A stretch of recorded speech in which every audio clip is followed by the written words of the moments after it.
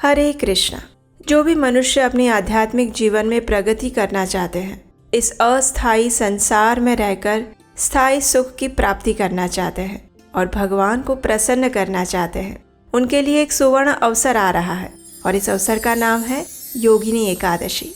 ये एक ऐसी एकादशी है जो मनुष्य के न सिर्फ पाप कर्मों को समाप्त करती है, अपितु वो भगवान श्री कृष्ण की विशेष कृपा भी प्रदान करती हैं।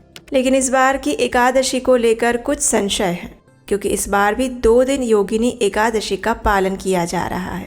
तो चलिए आज के इस वीडियो में जानते हैं कि आखिर योगिनी एकादशी कौन से दिन मनानी है, इस दिन के शुभ मुहूर्त कौन से हैं और किस समय पे किस दिन इस एकादशी का पारण करना चाहिए। आइए आज का वीडियो आरंभ करते हैं। इस बार योगिनी एकादशी आ रही है 21 और 22 जून 2025 के दिन। प्रत्येक वर्ष आषाढ़ मास के कृष्ण पक्ष में आती है योगिनी एकादशी और वो केवल उपवास का दिन नहीं है, अपितु अपने भीतर छिपे दोषों को तप और भक्ति की अग्नि में जला देने का अवसर है।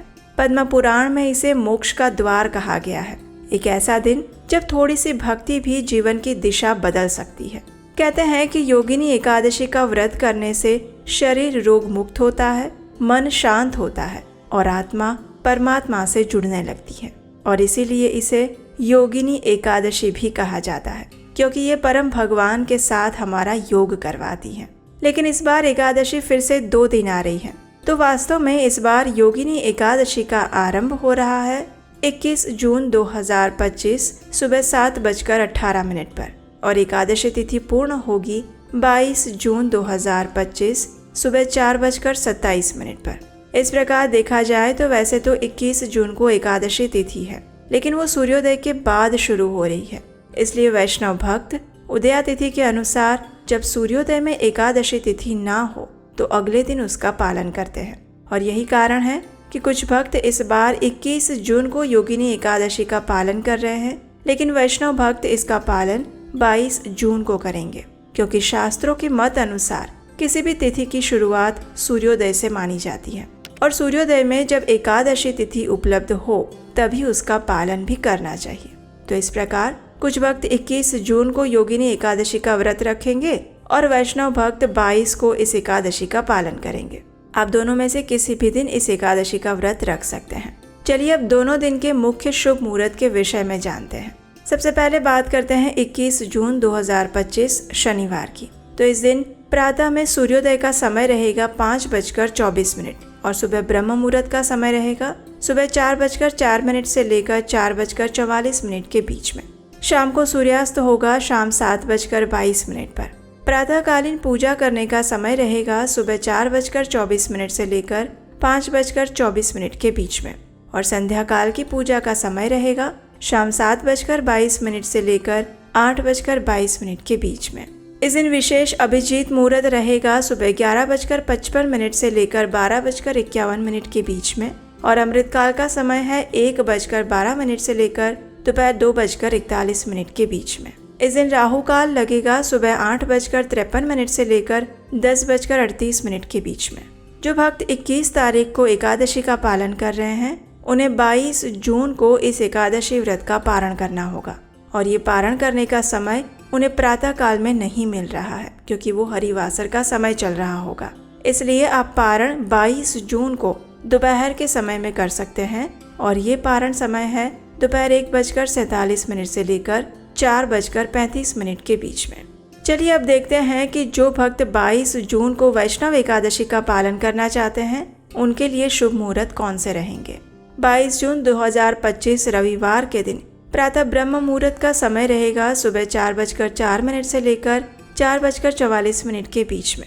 सूर्योदय होगा सुबह 5:24 पर। प्रातःकालीन पूजा करने का समय रहेगा सुबह 4:24 से लेकर 5:24 के बीच में और संध्याकालीन पूजा करने का समय रहेगा शाम 7:22 से लेकर 8:22 के बीच में। इस दिन शाम 5:38 तक भरणी नक्षत्र बना रहेगा और इस दिन विशेष त्रिपुष्कर योग भी बन रहा है और ये योग बनेगा शाम 5:38 से लेकर रात 1:21 तक। अभिजीत मुहूर्त का समय रहेगा दिन में 11:55 से लेकर 12:51 के बीच में और राहु काल 22 तारीख को रहेगा शाम 5:38 से लेकर 7:22 के बीच में। जो भक्त 22 तारीख को वैष्णव एकादशी का पालन कर रहे हैं उन्हें एकादशी का पारण करने का समय मिलेगा अगले दिन 23 जून 2025 सोमवार के दिन सुबह 5:25 से लेकर 10:07 के बीच में। द्वादशी के दिन 22 तारीख को जब आप पारण करेंगे तो द्वादशी के दिन सूर्योदय से पहले ही द्वादशी तिथि समाप्त हो जाती है और त्रयोदशी का आरंभ हो जाता है, लेकिन उसमें कोई समस्या नहीं है, आप इस समय में भी पारण कर सकते हैं। अब देखिए, द्वादशी तिथि 22 जून को मध्य रात्रि 1:21 तक है, यानी सूर्योदय से पहले वो समाप्त हो जाती है।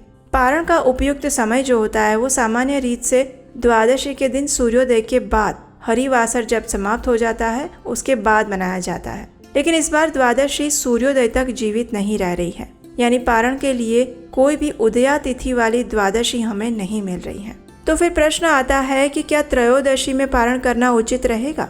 तो इसका उत्तर है हरिभक्ति विलास और वैष्णव आचार्य इसकी पुष्टि करते हैं कि अगर द्वादशी सूर्योदय से पहले समाप्त हो जाए तो त्रयोदशी में भी पारण कर सकते हैं, लेकिन भोजन करते समय भगवान का ध्यान करें, भगवान से प्रार्थना करें, अपनी क्षमता अनुसार किसी सुयोग्य ब्राह्मण, वैष्णव या फिर किसी स्थान पर दान दें और उसके बाद अपने व्रत का पारण करें।